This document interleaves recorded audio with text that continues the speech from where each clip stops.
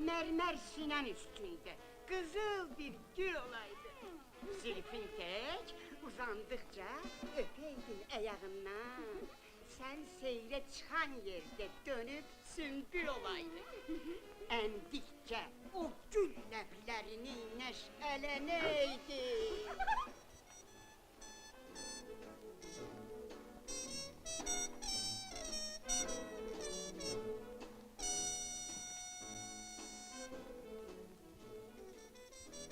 Hesaplayın, bu saat pulunu verin.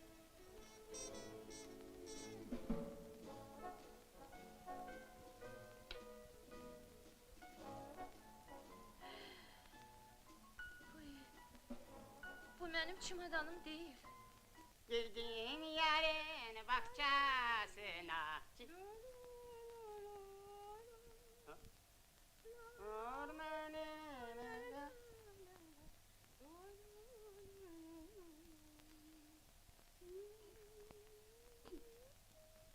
Bu nedir? Bunları kime getirmişsin Arva? Sana getirmişim Yusuf. Ye biraz cana gel.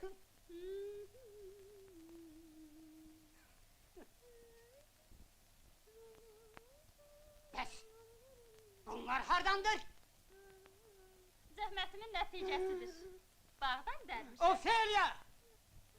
Sen ne danışırsan? Ne zahmet ettin? Ne bak? Ne bak? Pul? Bu saat qaytarmaq lazımdır. Bu mənim çamadanım deyil.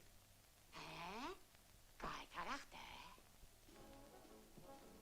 Narahat olmayın, çamadanınızı kaytararlar. Birazdan gelirsiniz. Arkayın olun. Sağ olun.